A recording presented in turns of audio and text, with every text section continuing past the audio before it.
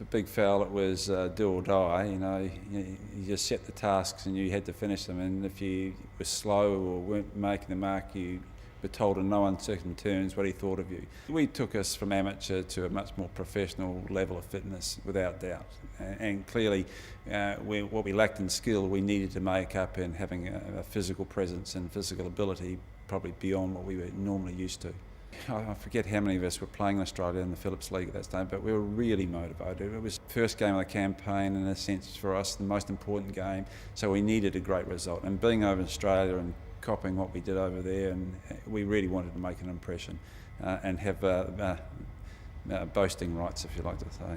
Of course, they'd written, we're no better than the sewage running out of Sydney Harbour, we're hopeless. They really gave us heaps. And well, unfortunately, I think John got held back because John was the talk and the money man sort of thing. Big Fowl, and he was no compromising with Fowl. He got up, and he was lucky that he got restrained in time, because he was just going to drop the guy absolutely on the tarmac. One smack, that would have been all over. You can imagine the press from that.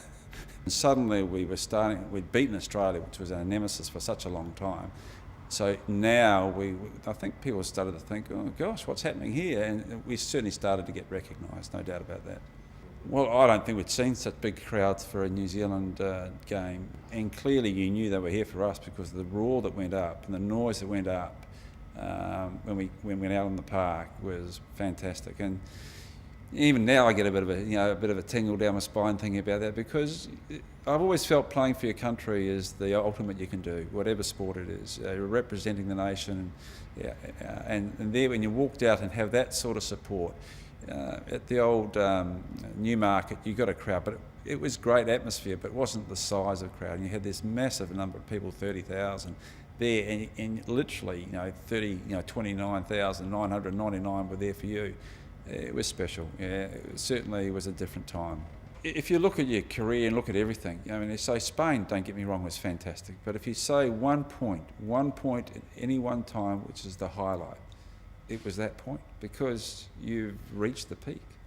Even now I get a bit emotional about it, because you put your life on hold, you worked really hard for a long, long time. The commitment, any athlete who's played at international level will tell you the commitment they gave. I went to a talk by Bradbury, the Bradbury guy, the ice guard in Australia.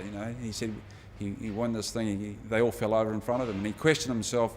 He said, should I deserve this medal? But it's for the 10, 15 years he put in before. And I think, you put in all that time, that commitment from when you're young. All the guys were the same. You give up so much to try to get ahead, because you have to improve. And suddenly the dream you had as a kid, pie in the sky stuff, you watch it on TV, you go out and you play. Suddenly you achieve that. Suddenly it's real. You've made it. You're going to this crazy place, this crazy tournament. It's the biggest tournament in the world. So yeah, that's the one thing. And one that anybody asked, that was the most important, the most amazing feeling in my life.